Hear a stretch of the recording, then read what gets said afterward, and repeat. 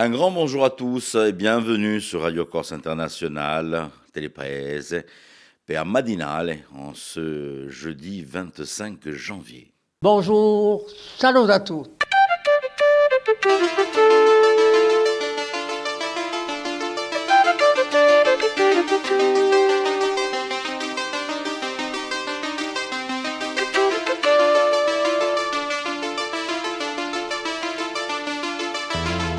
All'ascolto di Radio Corsica Internazionale, prima Radio Corse. Siamo sempre qui. Voilà, je suis très heureux de vous retrouver encore comme tous les matins sur Telepaese et sur Radio Corse International, bien sûr, puisque c'est la matinale de RCI qui est diffusée donc en simultané sur Telepaese, avec nos rubriques habituelles de tous les matins. On se retrouve du lundi au vendredi, comme ça. Et tiens, on va débuter par le saint du jour. Alors aujourd'hui, ce sera donc la conversion de Saint Paul. On va donc souhaiter notre très bonne fête au Paul, bien sûr, tout simplement, et de vous entours au lycée Safari. C'est exactement la même chose, c'est la conversion de San Paolo. Allez, un petit clin d'œil à nos amis de la DSEC. Un beau petit calendrier avec de belles petites photos qui sont à l'intérieur, comme vous pouvez voir, regardez, photos bien sûr de nos paysages. Qui ont été réalisés donc par Patrice Graziani. N'hésitez pas à passer un petit coup de fil du côté de la SEC pour savoir aussi que vous pouvez retrouver un calendrier en langue corse, bien sûr, ou à Voce Nostrale et la radio de Cerioni de la DSEC pour savoir aussi que vous pouvez trouver un de ces calendriers 2024, tout simplement. Alors, vous savez que depuis quelques matins, avec Marie-Ange, faites giro di paesi. Ah oui, on a déjà fait quelques villages du Cap Corse, on est passé du côté de Monte, Casacogne. Et là, ce matin, on va prendre la Balanina. Allez, on attaque la Balanina tranquillement. Et puis à un moment donné, c'è un piccolo paesuccio di sopra qui si chiama Pietralba. Et on y va avec Marie-Ange. Salut a tutti e qui Donagui per Aminta per parlare appena di sti paesoli di Corsica che ci piacciono assai. Allora, c'è stata una domanda di uno che sta in un paese baranino e che ci ha domandato di parlare appena di questo paese. Allora, ne approfitto per salutare tutti quelli che ci stanno, tutti i miei amici. Penso a Michela Marcelli, a Domino, penso di noi a Lugiani, a Francesco Goaggio Forte, che oggi abbiamo da parlare di un paese di Pedralba. Ecco, Pedralba. Dunque, cosa abbiamo per andare in Pedralba? Apriamo le porte di Avalagna e andiamo oggi a scoprire questo bello paese di Pedralba. Dunque, è composto da due paesoli, il paesolo di Udedu e quello di Ubedano. Pedralba strabiomba Avala e a spiaggia di Lostrigoni. A due passi di Aoca di Santa Maria si presenta come a frontiera naturale tra Avala e Lostrigoni e quella di Adartagine. Allora, abbiamo lì a parlare di una leggenda che corre appena qua su, che dice la leggenda di un montone ulante. Un montone che bulava, mica che bullia, un bullia mica ulava così. Allora, un giorno un pastore che portava a sua onda a pasce in pianure pedralbinche vede un montone che si mette a bulare allegramente, così, pia aria, e si negola in cielo. Prima, piato di beura, che si faceva un segno di croce che pensava che c'era una manifestazione di aule, ma si ne va a cercare i paesani compongono che constatare su strano fenomeno. Il pastore, unto e fino come un barualanino, si dice che lo può tirare profitto di questo montone e voleva andare all'asta o all'incanto, aux enchères, dice il francese. Un uomo, un pastore come lui, che ha dato il più alto prezzo, se ne va quasi andare a invernare in la Greade. Ma un nostro montone tane so quattro zampe, belle arraigate in terra, e pare che una più voglia di bulare, manca appena. Tanto da forzarlo a manifestare il suo potere soprannaturale, cosa fa il pastore? Ubbia e un lampa da una riba. un imbellime di terrore accompagna la valada vertiginosa dell'animale e si sfragge a cantare. Pieno di terrore, il pastore sapete che tutte le pecore erano cambiate in pietra, si erano impedrate. Sta onda di pecore impedrate è sempre una macchia, stanta rebelle eternità. Se vos passidiate per di un campo piano e a occa di l'alzia, e che le anne a olio di piantavi a fare una piccola siesta. Fate piano che un imbellime che pare sorte di scogli vi bocaccia un sonno. Merci Marie-Ange. Demain, je ne sais pas quelle route on va prendre demain, on va bien voir avec Marie-Ange. Mais si vous désirez qu'elle puisse parler ou trouver l'anecdote, un petit dicton, on a piccola storie de la Deo Chobaese, vous nous envoyez sur notre fiche Facebook. Tout simplement, je voudrais bien que Marie-Ange puisse parler de mon village, Chibiti ou non, mais, et puis on essaie de trouver quelque chose sur votre village pour pouvoir le diffuser dans cette matinale. On va se faire un petit horoscope avec la charmante Paxi. C'est parti pour l'horoscope. Bon, moi, c'est Lyon, ou je sais pas, écoutez bien. Et puis, à savoir que vous pouvez la retrouver en replay ou sur son site YouTube pour avoir des informations un peu plus larges sur votre signe zodiacal.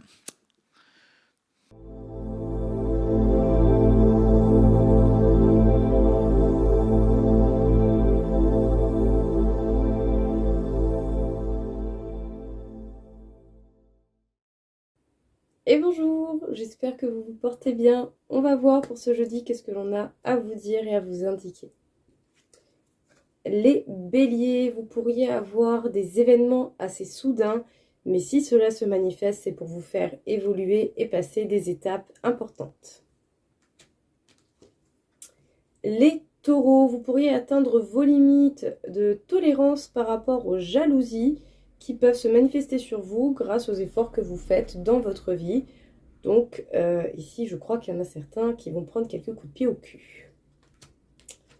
Les Gémeaux, vous pensez déjà à l'avenir et aux éventualités ou aux projets que vous pourriez mettre en place. Prenez le temps, visualisez, réfléchissez, mais en tout cas, de belles surprises vous attendent. Les cancers, vous pourriez être amenés à discuter et à demander conseil à votre entourage pour retrouver un équilibre ou des solutions par rapport à une situation qui vous inquiète. Les lions, vous allez faire preuve de perspicacité, d'intelligence et de justesse et surtout, vous allez chercher à vous protéger. Les vierges, on peut dire que vous allez faire des choix importants et vous allez certainement vous tenir à vos choix. Vous savez quelle direction prendre et vous allez tout faire pour y arriver. Les balances, on peut dire que vous allez avoir concrètement les émotions à fleur de peau et vous n'allez pas le montrer aux autres. Donc bon, prenez le temps qui vous est nécessaire et si vous ressentez le besoin de partager cela, faites-le avec des personnes de confiance. Les scorpions, vous avez de l'idée dans la tête et du coup cela vous servira bien. Ça va manifester beaucoup de bonheur dans votre vie. Soyez créatifs, continuez comme ça. Les sagittaires, écoutez votre intuition et vos émotions vous aideront certainement à faire de très bonnes actions qui vont vous apporter beaucoup de bonnes choses au niveau professionnel. Les capricornes, on peut dire que les liens avec vos proches se renforcent et ça fait du bien. Les verseaux, vous pourriez vous sentir déstabilisé par rapport à certaines choses. Restez focus, organisé et responsable pour dénouer ces situations. Les poissons, vous n'hésiterez pas à prendre du temps et de l'espace si vous en ressentez le besoin, parce que oui, effectivement, le changement, ça peut susciter du stress et de l'inquiétude. Voilà tout le monde, merci beaucoup et je vous souhaite à tous une belle journée. Au revoir.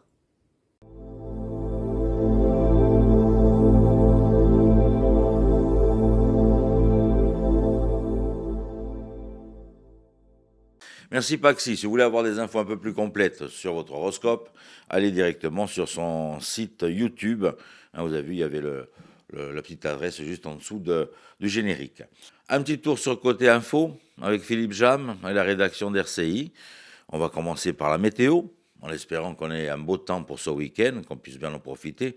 On n'a vraiment pas l'impression d'être en hiver, carrément. Bon, il fait un peu frisqué, mais on a toujours un beau ciel actuellement depuis quelques jours. On va essayer d'en profiter un maximum. Philippe Jam avec la météo et l'ensemble de l'information de ce jour.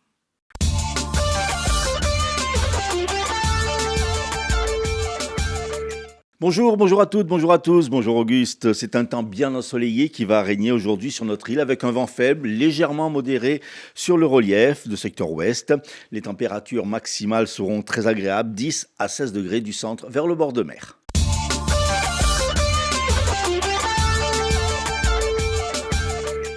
À l'occasion des questions au gouvernement à l'Assemblée nationale, hier, le Premier ministre, répondant aux questions du député de la Haute-Corse, Michel Castellani, a affirmé que lui-même et son gouvernement tiendraient les engagements du président de la République en ce qui concerne l'autonomie de la Corse, tout en soulignant les nombreux défis à relever.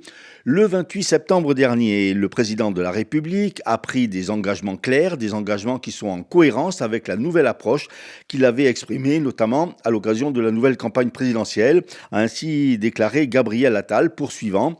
Au nom de mon gouvernement, je vous le dis et de manière très claire, ces engagements, nous les tiendrons. Nous allons poursuivre les travaux visant à faire apparaître dans la Constitution la mention de la Corse, d'affirmer au sein d'un article propre la reconnaissance d'une communauté insulaire historique, linguistique et culturelle.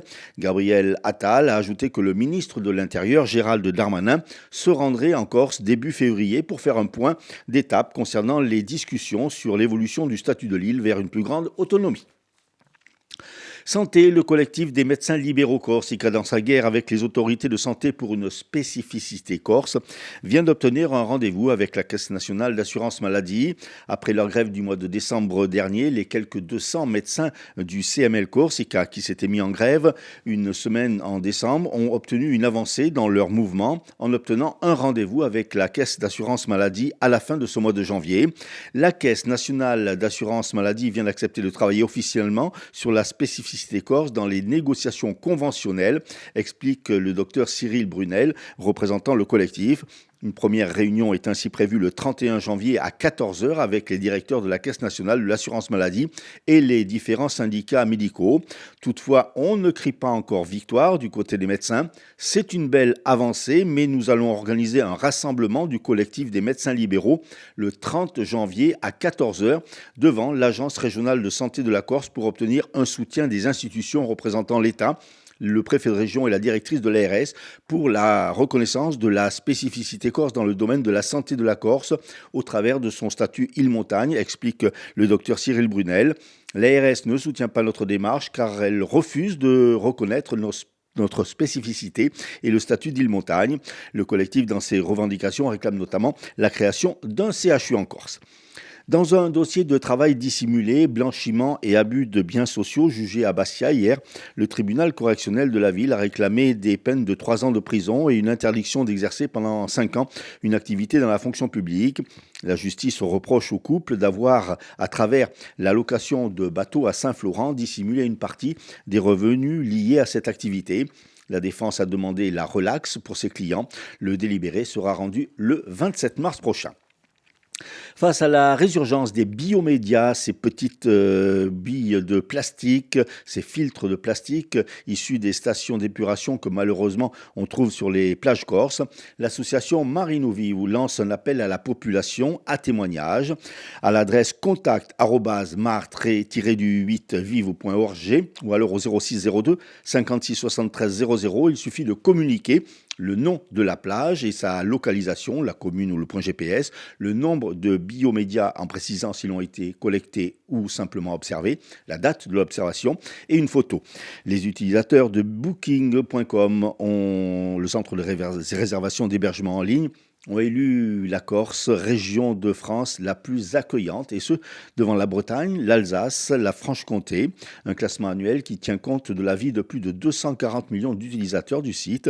Les villes de Bonifacio, l'Île-Rousse, Porto Vecchio et Propriano sont particulièrement plébiscitées par les voyageurs de Booking.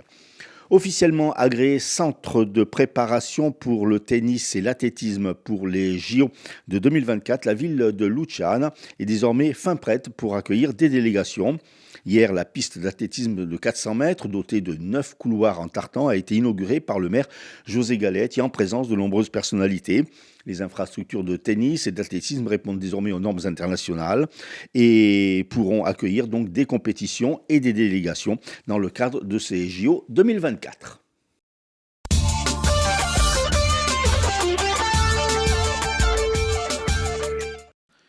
Merci Philippe, on se retrouve à la fin de la matinale pour les gros titres de l'information de ce jour. On va se faire une petite balade du côté des hippodromes pour nos amis turfistes avec Rémi qui nous donne les bons pronostics pour les courses d'aujourd'hui.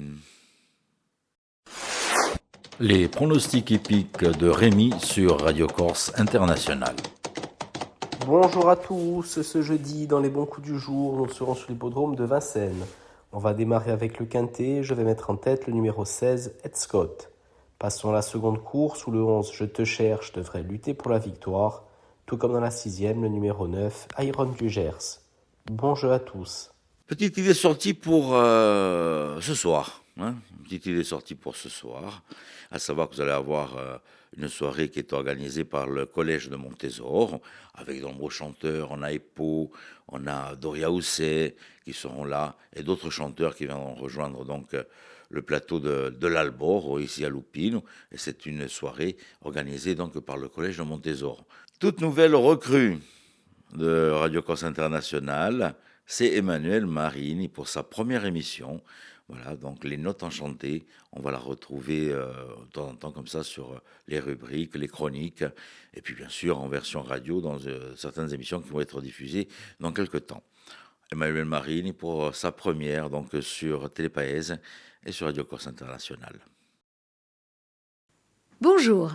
Pour ouvrir cette chronique des notes enchantées, je vous propose une petite devinette. Quel est le lien entre Alice Cooper, Bill Clinton, David Bowie ou encore Jacques Brel, François Morel ou Gérard Philippe? Eh bien, ils ont tous été les narrateurs de l'un des morceaux de musique classique les plus populaires au monde, le conte musical russe Pierre et le loup de Sergueï Prokofiev. Enregistré plus de 400 fois dans 12 langues différentes, ce conte symphonique utilise une galerie de personnages dynamiques et attachants pour initier les enfants aux différents instruments de l'orchestre. Nous sommes en 1936, à Moscou. Prokofiev a alors 45 ans, 4 symphonies et plusieurs ballets à son actif, quand il compose ce conte à la demande de la directrice du théâtre pour enfants de Moscou, dont il écrit lui-même le texte. Voici l'histoire. Pierre vit à la campagne avec son grand-père. Ce dernier lui interdit de s'éloigner de la maison et d'aller dans la forêt car un loup rôde. Pierre va braver l'interdit de son grand-père et avec l'aide de ses amis, le chat, l'oiseau et le canard, va réussir à capturer le loup. Arrivent alors les chasseurs et tous entament une marche triomphale pour emmener le loup au jardin zoologique. S'ensuit une grande fête pour ce dénouement heureux. Derrière la fable musicale, que nous raconte l'histoire du petit Pierre? Eh bien, le cheminement de Pierre, c'est un cheminement initiatique qui l'emmène de l'enfance vers son passage à l'âge adulte. C'est la perspicacité et le courage de Pierre qui sauvent la mise. Vu sous cet angle, la morale de Pierre et le loup pourrait être « Fions-nous à notre intelligence et à notre discernement, et n'ayons pas peur de remettre en question les croyances établies. » Ce conte est donc bien plus profond qu'il n'y paraît. D'un point de vue musical, la musique de Pierre et le loup est célèbre pour son utilisation de thèmes. Tandis que parle le récitant, l'orchestre ponctue le récit d'intermèdes musicaux où les différents protagonistes sont personnifiés par des instruments des différentes familles de l'orchestre symphonique. Pierre, sa candeur et sa spontanéité sont symbolisés par le quatuor à cordes, violon, alto, violoncelle, contrebasse.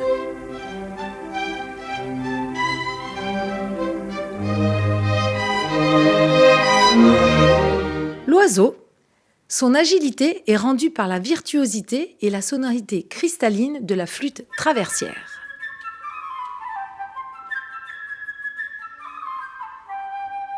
Quant au canard, son caractère un peu pâteau est rendu par le hautbois, un instrument qui n'a pas de bec, mais ce que l'on appelle une anche double en roseau qui lui donne ce son nasillard. Pour le chat, c'est la cousine du hautbois, la clarinette, qui évoque l'espièglerie naturelle du chat. Le bougonnement et la voix profonde du grand-père sont rendus par le basson, une sorte de hautbois grave. Le loup est transcrit musicalement par les cors, instrument appartenant à la famille des cuivres, instrument à vent puissant, à la fois envoûtant et sombre.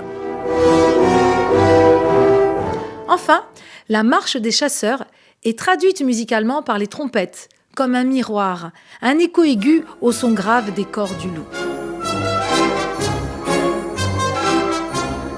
Ces motifs musicaux, propres à chaque personnage, sont entendus à chacune de leur entrée dans l'histoire. On voit que, bien avant Star Wars et Dark Vador, Prokofiev a utilisé ce que l'on appelle le leitmotiv. C'est un terme allemand qui désigne ce procédé musical hérité de Wagner qui consiste à décrire le tempérament et les particularités des personnages par un thème et un timbre d'instrument spécifiques. Si vous souhaitez découvrir d'autres anecdotes et secrets sur Pierre et le Loup, rendez-vous le samedi 27 janvier à 10h30 à la médiathèque de l'Albourg pour une bulle d'écoute musicale pour petits et grands. Merci Emmanuel. Et bien sûr, vous allez la retrouver assez rapidement donc, sur les ondes de RCI et à l'antenne de Télépaèse. Notre invité aujourd'hui, un globe-trotter, il fait le tour du monde avec son vélo et c'est l'invité donc de Philippe Jam ce matin sur Radio Corse International et Télépaèse. Notre invité aujourd'hui, Jean-Philippe Bossuy, qui est professeur d'éducation physique et sportive, mais également globe-trotter.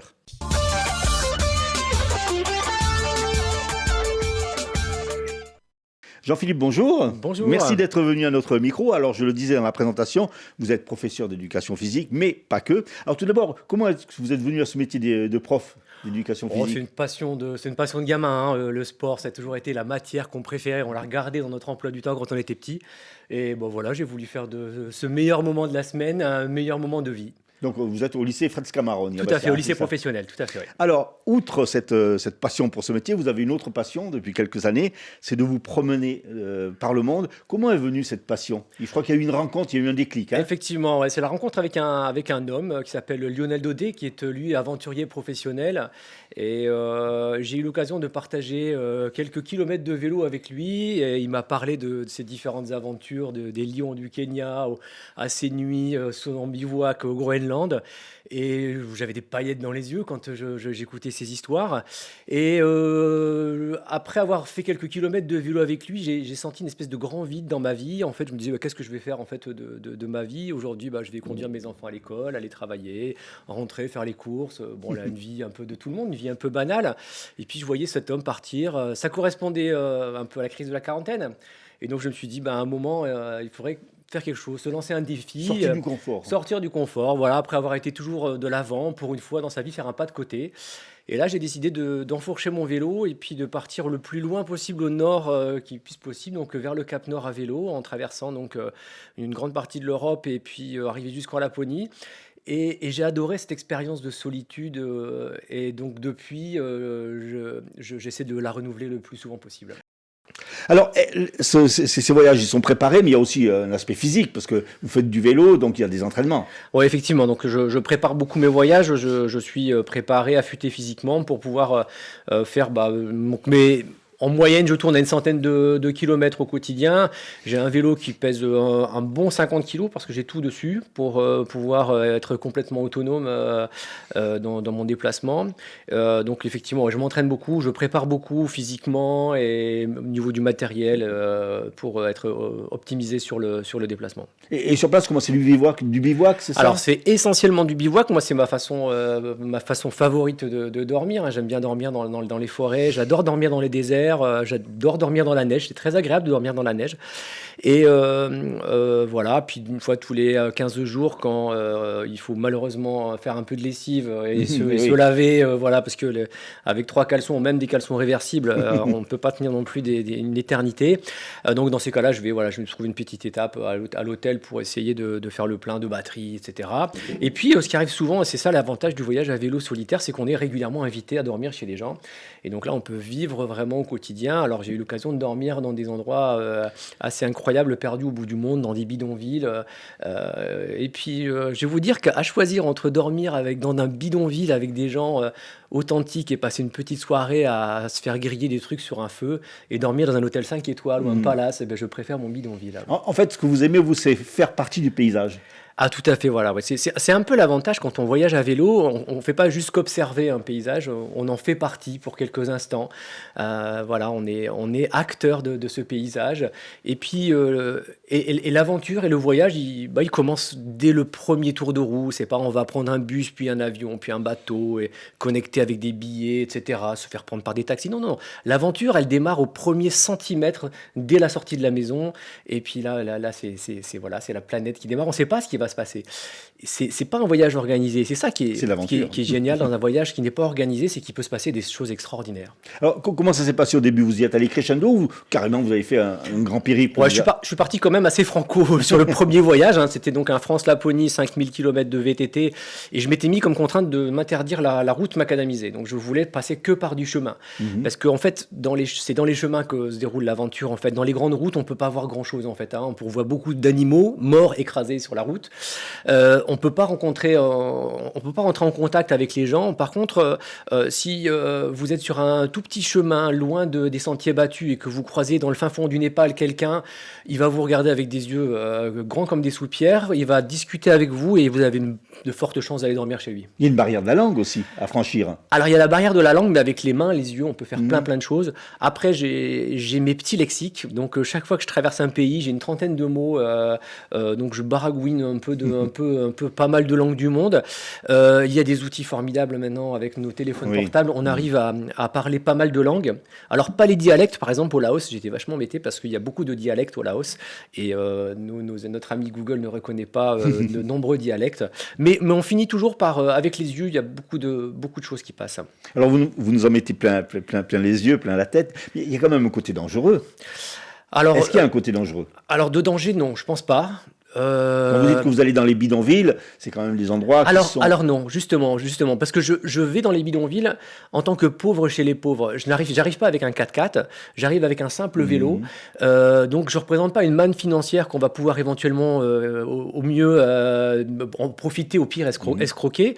Moi j'arrive comme un pauvre chez les pauvres et je représente quelque part une forme d'espoir. C'est-à-dire que le message que je transmets aux gens, c'est qu'avec un vélo, l'air c'est gratuit.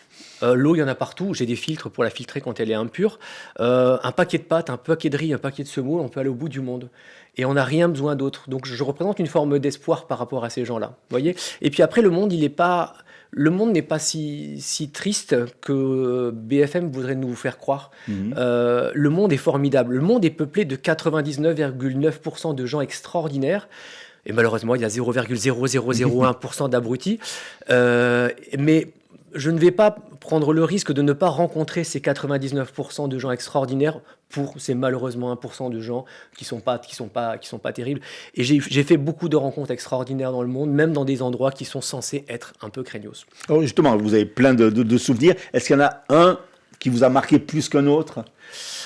Des souvenirs, j'en ai mille. Allez, pour aller sur le dernier voyage, j'en aurais mis à rencontrer. J'ai tellement d'histoires à raconter. J'étais au Népal et puis donc j'avais monté mon bivouac dans un endroit, il faisait hyper chaud et c'était un endroit qui était en classé rouge au niveau de la malaria. Donc j'étais enfermé dans ma tente et je pouvais pas ouvrir le store parce qu'effectivement il y a des moustiques et je prends pas de risque, je suis pas vacciné contre la malaria. Et donc voilà, je me suis fait réveiller vers 6h du matin par une équipe équipe de militaires armés jusqu'aux dents qui m'ont signalé qu'en fait j'étais dans une réserve de tigres et qu'il y a eu des attaques de tigres qui ont été assez nombreuses dans le truc. Oui. Donc les gars au début ils n'étaient pas contents. Et puis ensuite je commence à raconter un petit peu mes histoires et au bout de 10 minutes les militaires étaient assis sur mon vélo en train d'essayer de faire des tours de vélo et puis voilà, puis ça s'est très bien passé. Alors vous avez plein de souvenirs, ces souvenirs, vous les avez mis en film? Tout à fait. Un film qu'on pourra voir ce jeudi? Alors effectivement, oui, jeudi, on a donc au cinéma Le Studio de Bastia à 19h. Donc il y aura le film Globe Dreamer. Donc c'est le film mon tout dernier film. Hein. J'ai 4 films à mon actif et donc ça c'est le tout dernier qui est sorti au mois de novembre 2023. Donc c'est tout nouveau. Voilà, ça raconte l'histoire du demi-tour du monde à vélo. Alors c'est des histoires de vélo, mais pas que. Parce qu'en fait, quand on est sur le vélo, il se passe souvent des choses. On vient d'en voir maintenant. Là, il se passe plein d'aventures, etc. Mais il y a des fois, il se passe strictement rien. On se retrouve sur une ligne droite infinie d'une centaine de kilomètres et il se passe rien, mais rien du tout. Et quand il se passe rien dans ma tête, eh ben moi, ça bouillonne. Je me pose plein de questions. Qu'est-ce que c'est que le bonheur? Ça sert à quoi un Dieu? Qu'est-ce qui se passe après la mort? C'est quoi être heureux? Etc.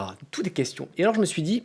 Partir faire un voyage au bout du monde, c'est très bien, mais si on pouvait ajouter à ce voyage une dimension en plus un peu philosophique, un peu sociologique. Et donc, je me suis dit que j'allais poser ces questions essentielles sur ma route à plein de gens. Donc, j'ai des réponses de catholiques, de protestants, de musulmans, de bouddhistes, de tibétains, etc. Et donc, bien sûr, avec des réponses qui sont toutes complètement différentes, parce que dans cette immense diagonale entre la France et le Vietnam, on rencontre plein de cultures, plein de religions différentes. Et donc, voilà, c'est un peu le fil rouge du voyage. Ça peut déboucher sur un livre aussi? Alors, il y a un livre qui est en cours d'écriture, qui est à la relecture, on va dire. Voilà, c'est un projet, mais voilà, mon emploi du temps n'est pas extensible. Et puis, effectivement, par contre, j'ai participé ici, j'ai sorti aux éditions Gallimard un livre qui s'appelle À vélo en Europe, qui retrace, donc on est un collectif de 6 auteurs, et il y a dedans pas mal de mes itinéraires à vélo, aux éditions Gallimard, À vélo en Europe. Alors, ce film, il est projeté donc ce jeudi au cinéma Le Studio. Il est diffusé d'une part pour faire connaître un peu vos aventures, mais également dans un autre but. Mais surtout dans un autre but, effectivement. Hein. On parlait de voyage à vélo. Avec nos élèves, on fait des voyages de classe. Donc, on cherche des moyens de financement. Alors, bien sûr, on vend des gâteaux, on organise des tournois de football, etc. Et puis, je me suis dit, tiens, pourquoi pas faire une projection de film et puis de profiter de faire en même temps une bonne œuvre. Et donc, voilà, les bénéfices du film seront entièrement reversés à l'association sportive Fred Scamaroni pour les voyages de classe des élèves. Et c'est eux qui vont assurer d'ailleurs la billetterie au niveau des élèves. Sinon, ces films, on peut les visionner où?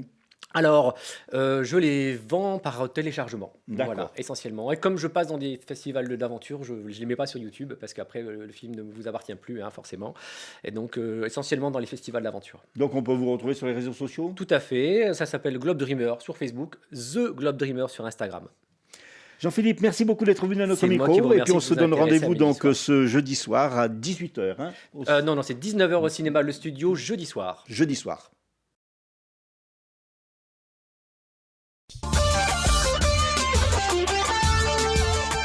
Vraiment courageux de partir comme ça tout seul en vélo et traverser la moitié de la planète.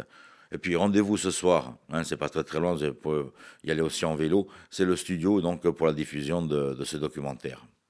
On fait un petit point sur les titres de l'info de ce jour, Philippe.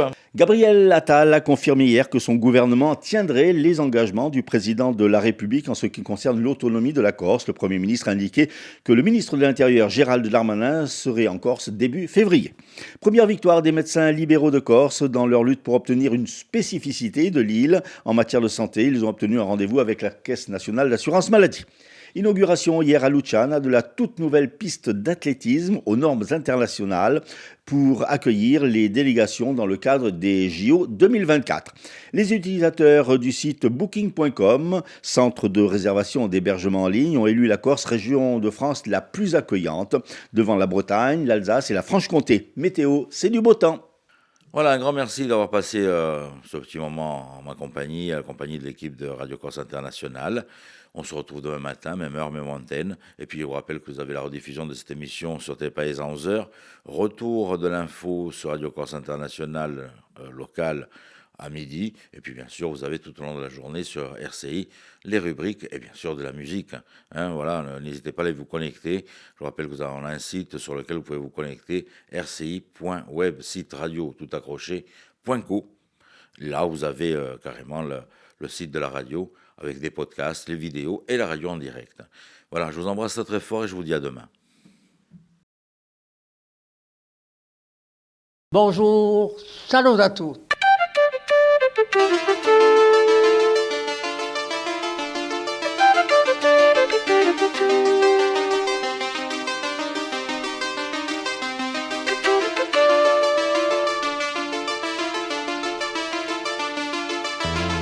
All'ascolto di Radio Corsica Internazionale, prima Radio Corsica. Siamo sempre qui.